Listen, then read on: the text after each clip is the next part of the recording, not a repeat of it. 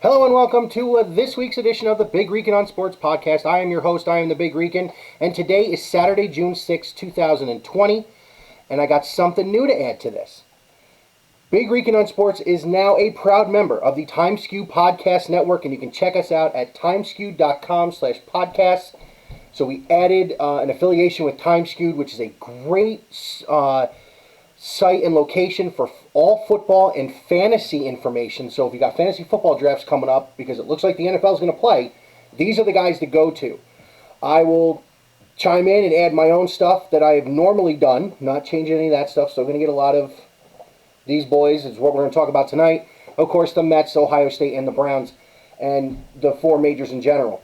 So, as you can see behind me is the black Cleveland Cavaliers alternate jersey, the number 22 of Larry Nance Jr., and that's right.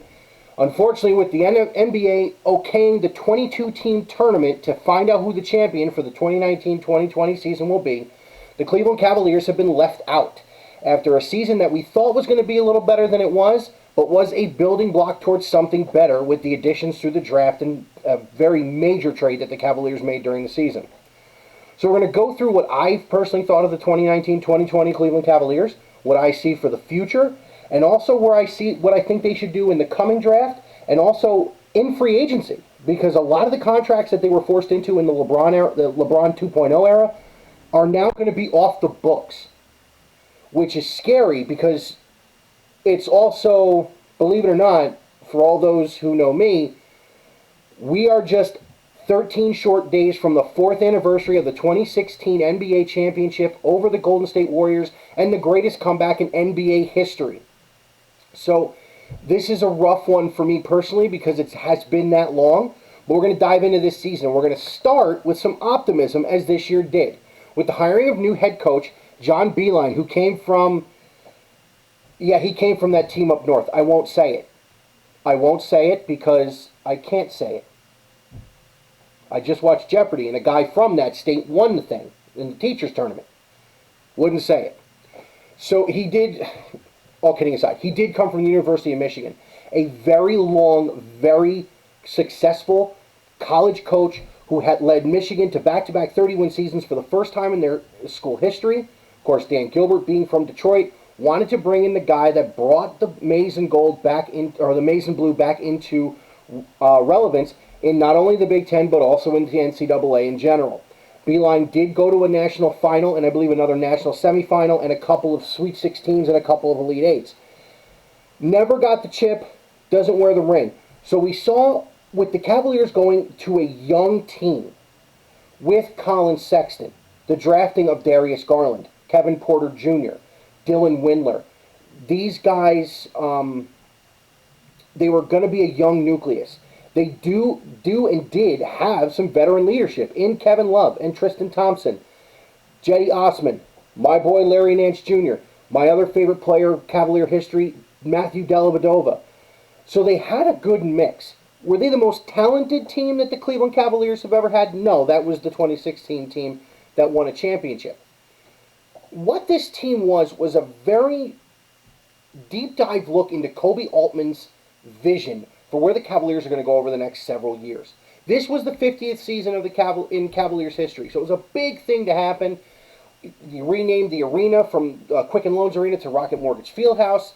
The new floor with the 50th anniversary logo. Of course, you had the throwback jerseys from the 90s when I moved to Cleveland.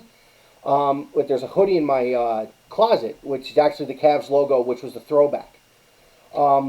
You had the new city uniforms, which were a navy blue with the CLE written across the front in cursive. So this was a big year for the Cavs because of the anniversary. What it wasn't was a big year for the Cavs because of the record. A 19-46 record in the 65 games they were able to play, 17 short of the full season. Now, would the Cavs have gone 17-0 down the stretch to finish at a respectable 36-46? Absolutely not. Do I think the Cavs would have gotten to 30 wins? Yeah, I think they could have. They were playing really well when the season paused, of course, for the COVID-19 pandemic. I saw a lot of things I really liked. And I'm going to start with the biggest move the Cavaliers have made in season since 2015, and that is the trade for Andre Drummond from the Detroit Pistons. Drummond is one of the top 5 centers in the league. He is a rebounding and shot blocking machine, which is something the Cavs really didn't have. As good as I feel Tristan Thompson is, he's not Andre Drummond. Of course, Tristan Thompson this year hit a few threes in one game, and everybody lost their mind. Kevin Love, again, injuries. Jetty Osman, you can see he is transitioning so very well from being a part-time player on a championship team to a leader on a team that is rebuilding. Remember, Osman is still a young man. He was drafted in 2015. He stayed in Turkey for a couple years. I think he was drafted at 18.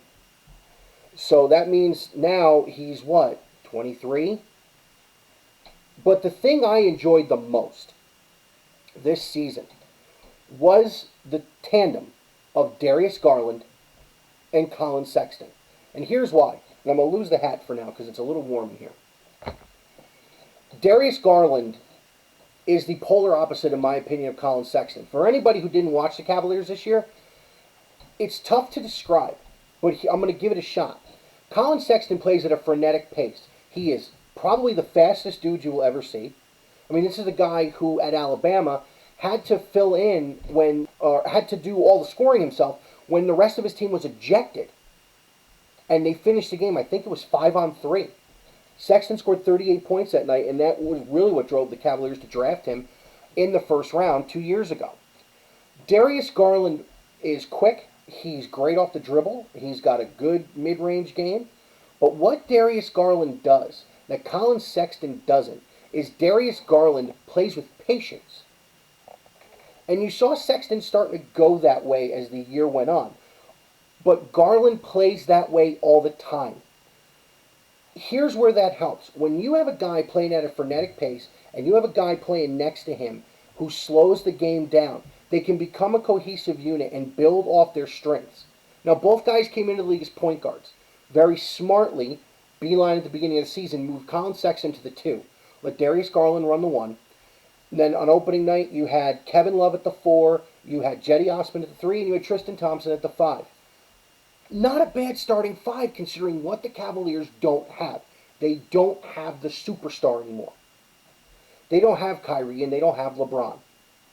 So for this team to come out with a good lineup like that and to really not play bad.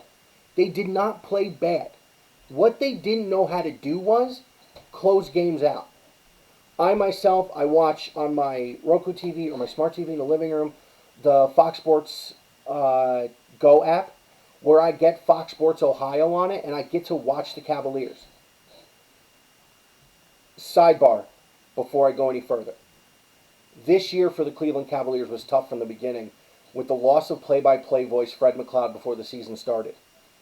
I have listened to Fred since I got back into the Cavs hardcore in 2014.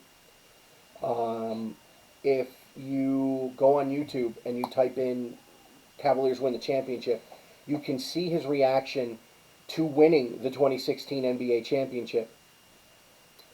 A man from Brook Park, Ohio. I believe it's Brook Park, but he is from Northeast Ohio. He had lived through the failures of the Cavaliers. He had lived through the failures of the Browns. He lived through the failures of the Indians. He lived through the Browns leaving and then being basically an expansion team. Fred McLeod broke down and cried when he said, "Good night, Oakland. It's over. The 52-year drought is over." John Michael, who was the radio guy, stepped into the booth with Austin Carr and was phenomenal, but for the first year it was tough without Fred. So going back to the players. With Garland and Sexton playing off each other, the Cavaliers' backcourt actually looked really, really good. Something it did not do the year before, when it was Sexton as a rookie trying to run that team. And Rodney Hood playing off of him, and Rodney Hood finally being the number one scoring guy on the team to go with Love and those guys. But they never got off on the right foot last year. This year they were improving every night. Windler actually got hurt in the preseason. He didn't play at all this year, so we don't really know what he's going to be. The diamond in the rough is Kevin Porter Jr. He is an absolute monster, and he's going to be a problem for teams for years to come. Uh, great, great off the dribble. Good touch at the rack. Decent mid-range game. Can step back and hit a three if you really need him to. Him and Garland and Sexton are going to be a phenomenal nucleus to build around. Then the unthinkable happened. And all the optimism of bringing in one of the most decorated collegiate coaches of all time ended when John Beilein asked out and J.B. Bickerstaff became the head coach for the Cleveland Cavaliers on an interim basis. We don't know what they're going to do in the offseason with that. Bickerstaff, as of now, is still the head coach. But when he came in, you could see a different team. And I don't think Beilein lost a locker room. I think he was in over his head a little bit, which is not anything that's terrible. Not everybody's going to be what they were at one level at the next. You see it all the time. Collegiate players who are just absolute monsters in college can't be stopped. Putting up tons of points a night, a defensive matchup issue, turned out to be Christian Laettner, who was really nothing in the NBA. Unfortunately, John Beilein stepped away, ending his Cleveland Cavaliers tenure really before the halfway point of the season. But from the time Bickerstaff came in, you saw a different Cavaliers team. You saw a more tenacious defensive team. You saw one that was going to bang the boards a little more. And you saw one that was able to do that because of the trade Kobe Altman made with the Detroit Pistons to bring in Andre Drummond to man the center of the team.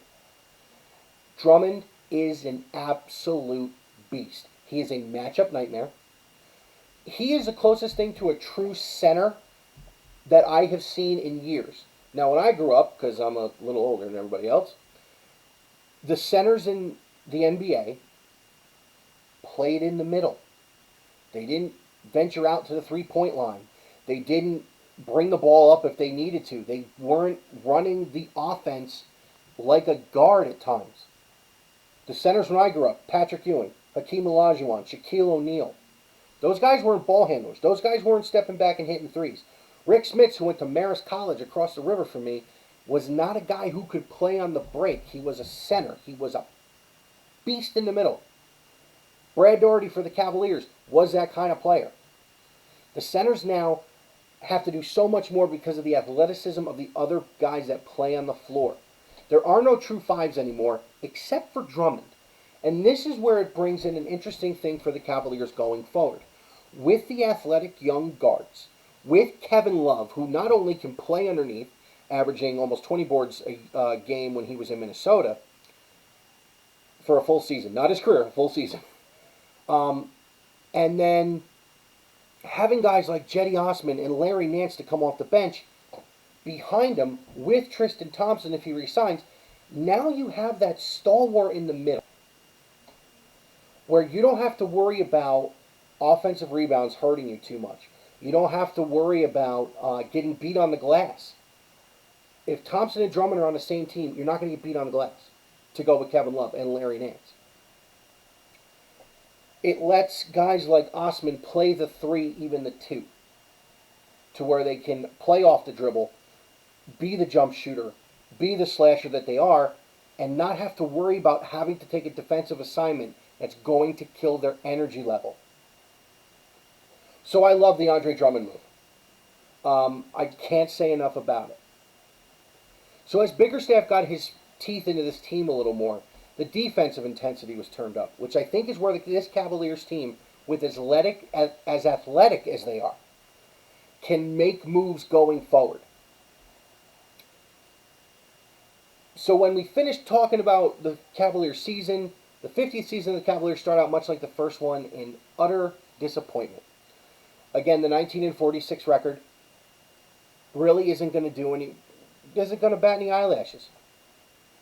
But there is a lot to build on for the future.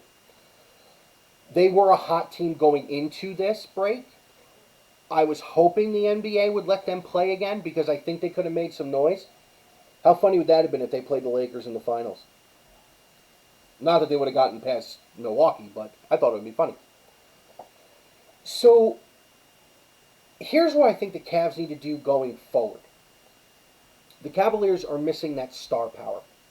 Not that I don't think Kevin Love is not a star, but at the same time, He's not what he once was.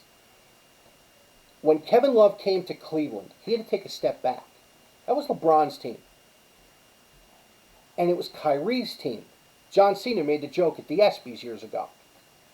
He thought Kevin would be off in the corner, alone, screaming, "I'm open."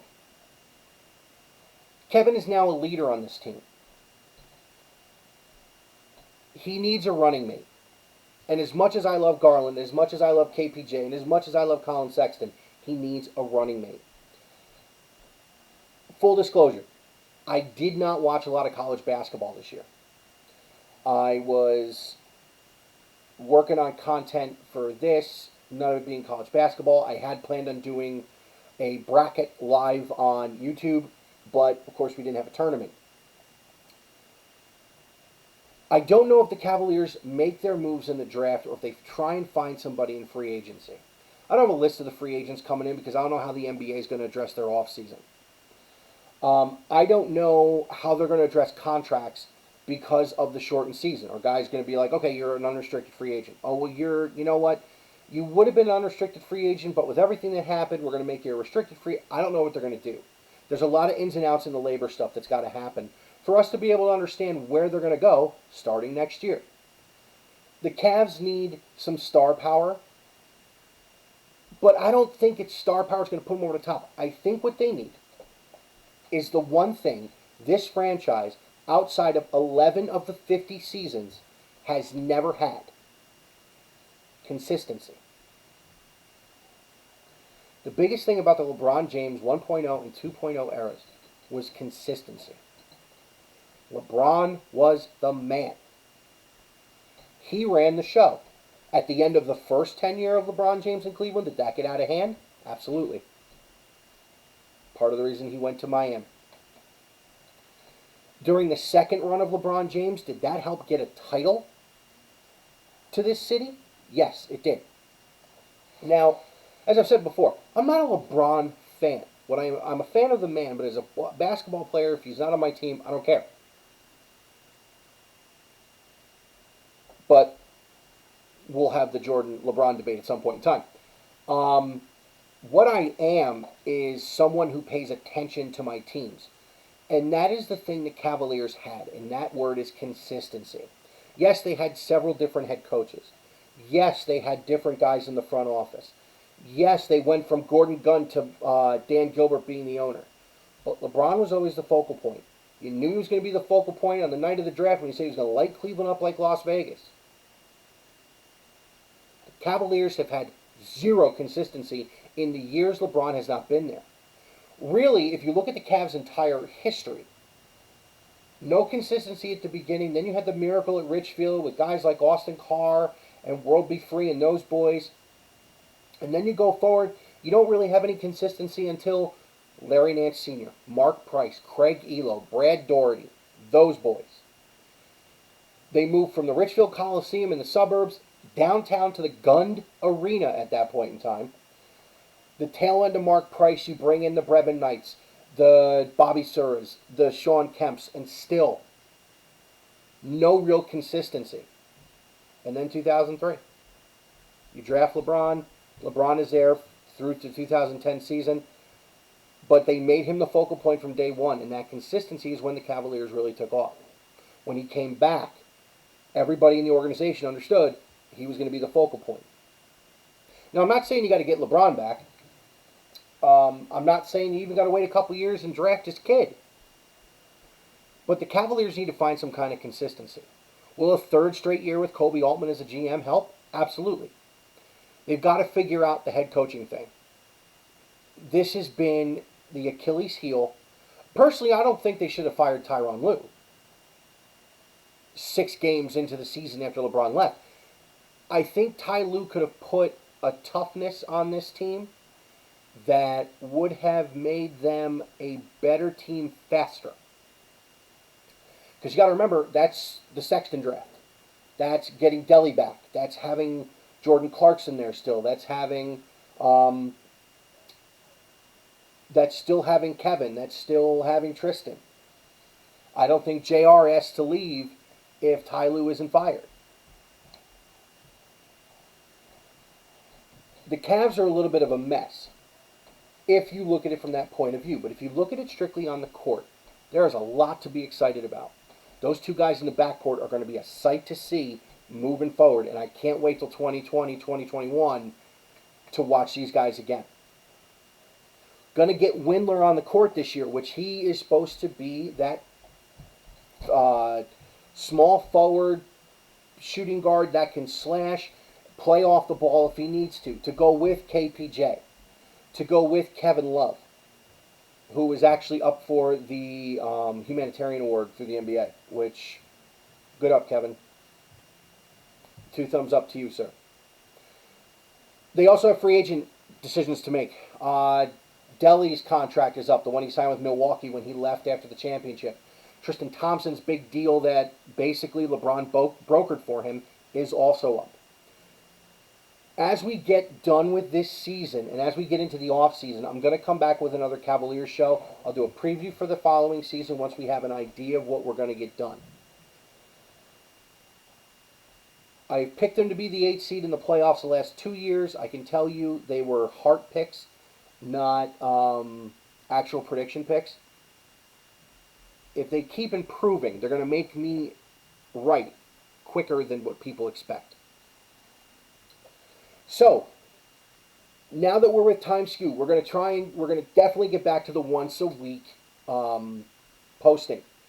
Got away from it because of a lot of personal stuff going on, but now we're going to get back to it once a week. So every weekend I'm going to be in front of the computer, whether it's I'm in my bedroom right now with my Larry Nance jersey hanging up over behind me, or if I'm in my dining room putting something there. We're going to get back to every week. Now next week I'm going to do something a little different. It is going to be baseball focused next week, even though they're killing me. They're absolutely killing me. But that's not what I'm going to do. MLB.com has done a great thing over the last few months to keep baseball fans engaged, and that is they have picked the all-time teams for every franchise in Major League Baseball. They give the fans a top 5, and you vote on them. Anthony DiComo, the writer for the Mets, is the one that did the Mets one. And I'll give you what he gave as the Mets starting 9, and they gave a right-handed pitcher, left-handed pitcher, and best reliever. I'm going to go deeper. I'm going to do an all-time 25-man roster for the New York Mets. Top to bottom, a full bench, a full bullpen, a full rotation. This is one that's going to take me a while because as a lunatic fan of the New York Mets, I know a lot more about this franchise than I can even put down into paper. So I'm going to do a deep dive on who I think is going to be on the Mets all-time team. And I'm going to break down each position next week as we get into this because I am still hopeful that these guys will take their collective heads out of their rear ends and get a baseball season done. No one cares about money. We want the game. Rant over. As always, Big Rican can be found on YouTube, where we're at right now, Anchor, Google Podcasts, Spotify, Pocket Cast, Breaker, and Radio Public. We can now be found on timeskew.com/podcasts. Big Rican on Sports on YouTube, Big Rican on Sports on Facebook. At Big Rican on Sport is my Twitter handle, and now Big Rican on Sports on Instagram. Have a great rest of your week, everybody. But I close with this. 76 years ago today, the greatest amphibious assault in the western hemisphere of the Earth started with the Allied invasion of Normandy on D-Day, June 6, 1944.